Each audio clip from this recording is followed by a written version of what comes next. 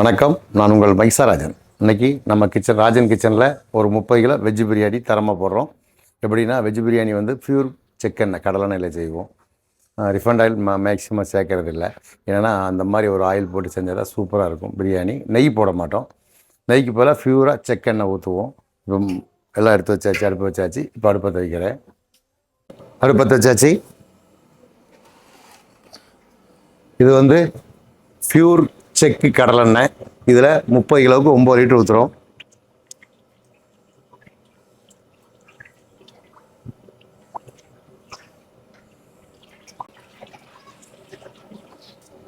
இந்த பிராண்டு தான் போடுறோம். இது வந்து கரூர்லேருந்து எங்களுக்கு வருது. இந்த பிராண்டு நல்ல செக்கெண்ணெயில் போடுங்க. எண்ணெய் காயுது. சும்மா ஒரு துண்டு பட்டை, கொஞ்சம் பட்டை கிராம்பு அரைச்சி வச்சுருக்கிறேன். என்னென்னா ஒரு 30 கிலோவுக்கு ஒரு 25 கிராம் பட்டை, ஒரு 50 கிராம் பட்டை, கொஞ்சம் சோம்பு, சீரகம் எல்லாம் கொஞ்சம் கொஞ்சம் போட்டு அரைச்சி வச்சுருக்கிறேன். தாளிக்கிற கொஞ்சம் போடுறோம். இது என்னென்னா அந்த எண்ணெயோட மனம் நல்லா தூக்கி கொடுக்கும் இந்த மாதிரி தாளித்தோம்னா. அதுக்காக தாளிக்கிறதுக்கு முழுசாக போடுறோம்.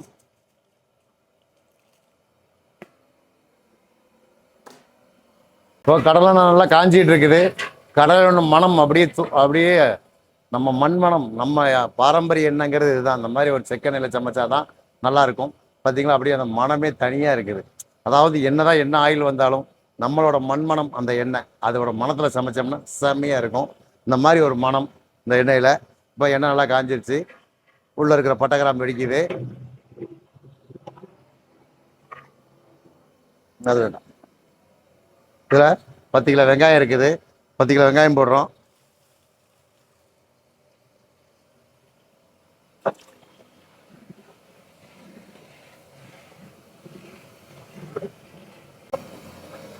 இப்போ வெங்காயம்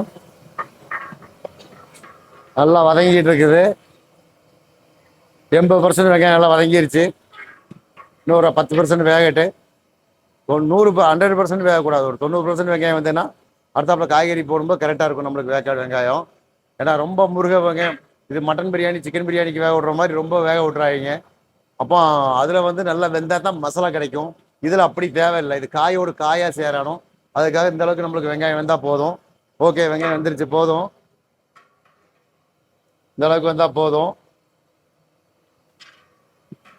கடலெண்ணெய் மனம் அப்படியே தூக்குது. இப்போ வெட்டி வச்சிருக்க மல்லி புதினா போடுறோம்.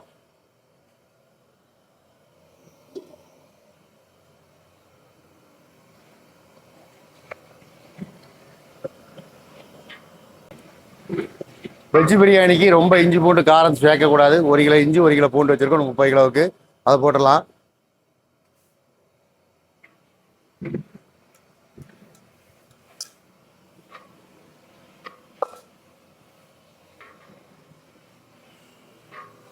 பிரியாணி வந்து அதிகமான இஞ்சி பூண்டு காரம் இருந்ததுன்னா லைட்டாக தொண்டை கடிக்கும்.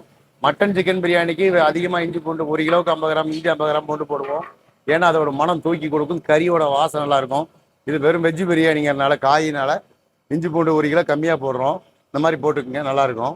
இப்போ இஞ்சி பூண்டு ஒரு அரை வேக்காடு வந்துருச்சு. அரை வேக்காடு வந்துருச்சுன்னா எப்படி கண்டுபிடிக்கிறதுனா லைட்டாக அடி உட்காரும். அது நம்ம அடி உட்காரும் போது நம்மளுக்கு அது வெந்த மாதிரி ஒரு அரை வேக்காடு வெந்தது கணக்கு. இப்போ காய் போடுறோம்.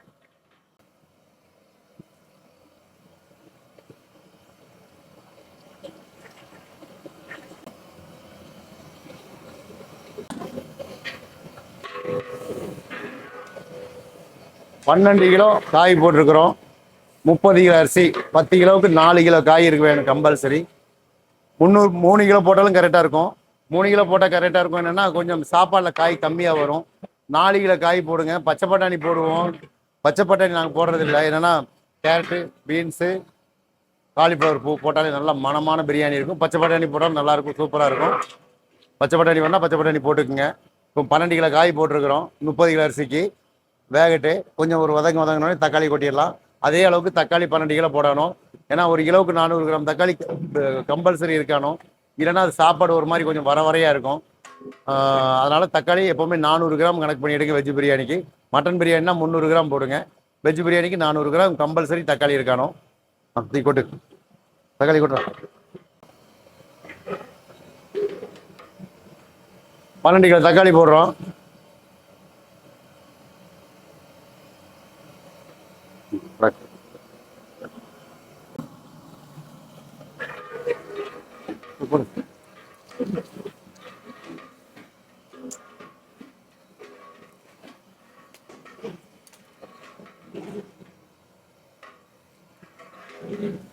தக்காளி கொஞ்சம் வேகமாக உடையிறதுக்கு உப்பு போடுறோம். 30 கிலோ அரிசி போட்டிருக்கோம், 12 கிலோ காய் போட்டிருக்கோம், 3 கிலோ தக்காளி, மொத்தம் 52 கிலோ ஆச்சு. ஒரு 3/4 கிலோ உப்பு போடுறோம். 1 கிலோ உப்பு, இது 1 கிலோ உப்பு வேணும், ஆனால் இப்போ 3/4 கிலோ போட்டுக்கலாம்.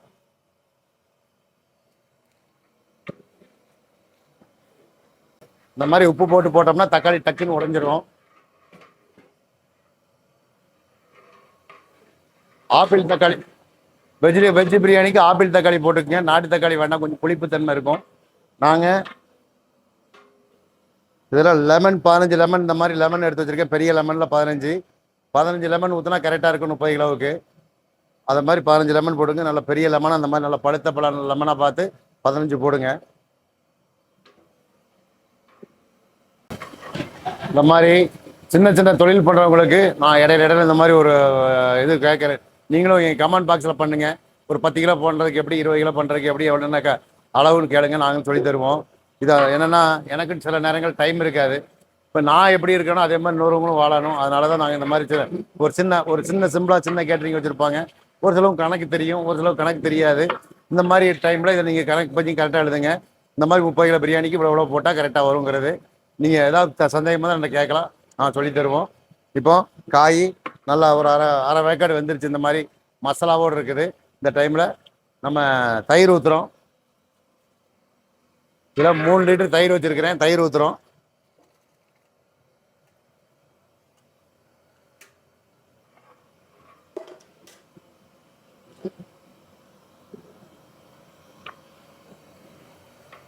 இந்த டைமில் இந்த மாதிரி நல்லா பழுத்த பெரிய பழமாக வாங்கி ஒரு 15 எலுமிச்சம்பழம் ஊற்றிக்கிறீங்க.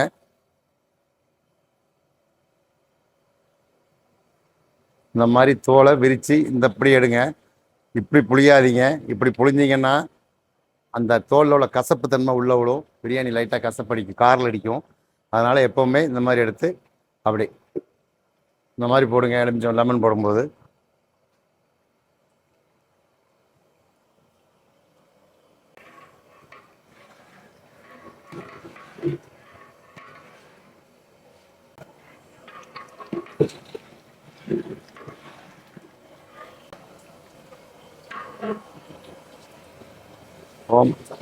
நல்ல பியூர் ஒயிட்டாக வெஜிடபிள் பிரியாணி வேணும்னா பட்டை கிராம்பு முழுசாக கொஞ்சம் சேர்த்து போட்டுக்குங்க. என்னென்னா அப்போ தான் அந்த பட்டை கிராம்போட ஸ்மெல் நல்லாயிருக்கும்.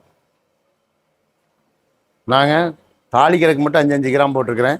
மிச்சம் 10 கிராம் அரைச்சி வச்சுருக்கிறேன், அதை போட்டுக்கலாம். ஒவ்வொருவங்க ஒவ்வொரு ஸ்டைலில் பண்ணுவாங்க. எனக்கு இந்த ஸ்டைல் பிடிக்கும், நான் இப்படி பண்ணுறேன். நான் அப்போ தான் சாப்பிட்டுட்டு ஒரு 1/4 மணி நேரம் 1/2 மணி நேரம் கழித்து நம்ம இப்படி பார்த்தாலும் அந்த பிரியாணி சாப்பிட்ட ஒரு எஃபெக்ட் இருக்கானோ.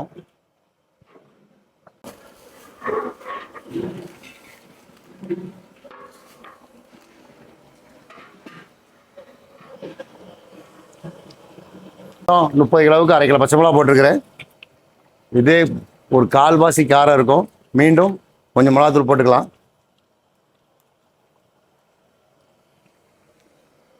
நீங்கள் பச்சை மிளகா சேர்த்து போட்டிங்கன்னா வரமிளகா வேண்டாம், மிளகாத்தூள் வேண்டாம். ஏன்னா சிலவங்க பச்சை மிளகா காரம் மட்டுமே வெஜ் பிரியாணி போடுவாங்க. நான் கொஞ்சம் மிளகாத்தூளும் போடுவோம்.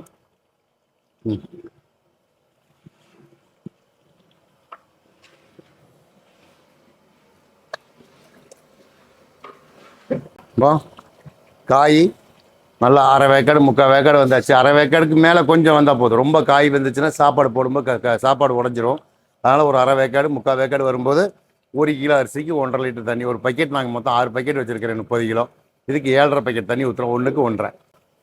இதில் சோயா போட்டிங்கன்னா ஒரு 1/2 லிட்டர் 1/2 பக்கெட் தண்ணி சேர்த்து வச்சுக்கிங்க. என்னென்னா சோயா இதில் உள்ள எண்ணெயை குடிக்கும், நீர் சத்தும் இழுக்கும். அப்போ நம்மளுக்கு அது தண்ணி பத்தாது. அதனால் சோயா போட்டிங்கன்னா, நாங்கள் சோயா போடுறதில்ல, நீங்கள் சோயா போட்டிங்கன்னா ஒரு 1/2 பக்கெட் தண்ணி சேர்த்து வைங்க.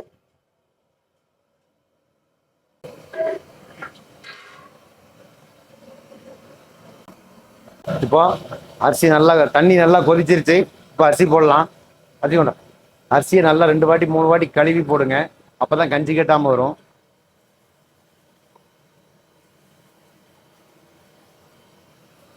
போட்டு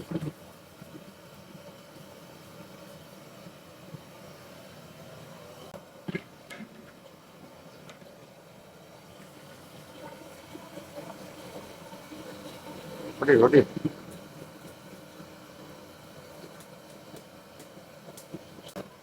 வா.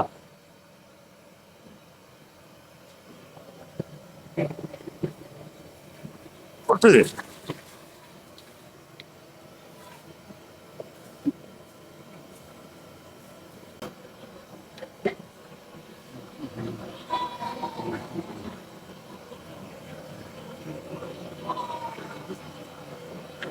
அரிசி அரை வேக்காடு வெந்திருக்குது. இந்த மாதிரி அரிசி வெந்ததுக்கு நல்லா பல இருக்கும்.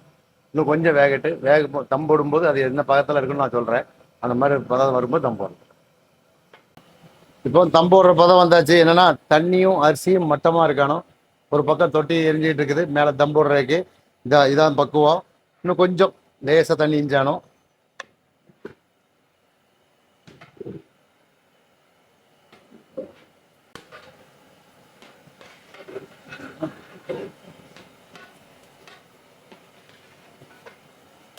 இந்த இதான் பதம். அரிசியும் தண்ணியும் மட்டமாக இருக்குது. இந்த இடத்துல தம் போட்டுடலாம்.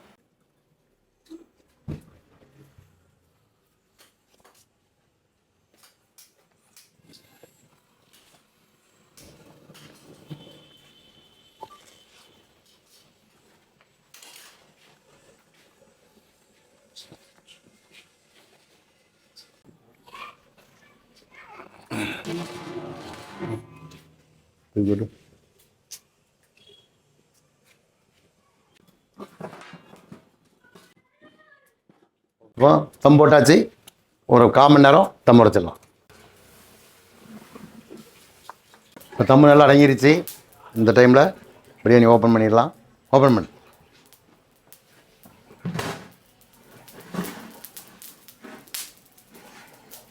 ஆஹா, சூப்பராக தம்மாக இருக்கு. மேலே போட்டு இலையெல்லாம் எடுத்துடலாம்.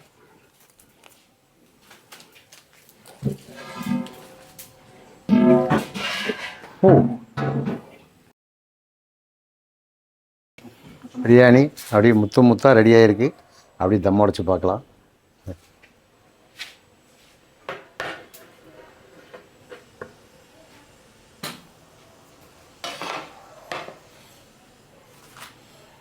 எப்படி பலன்னு வந்திருக்கு பார்த்தீங்களா பிரியாணி. அப்படியே ஜம்முன்னு பார்த்தா சாப்பிடணும். அந்த மாதிரி ஒரு பிரியாணி ஜம்முன்னு இருக்குது. நீங்களும் இதே மாதிரி உங்கள் வீட்டில் சின்ன சின்ன ஃபங்க்ஷன் தான் உங்களால் முடிஞ்சால் செஞ்சு உங்களுக்கு இதே அளவில் இதே மாதிரி செய்யுங்க.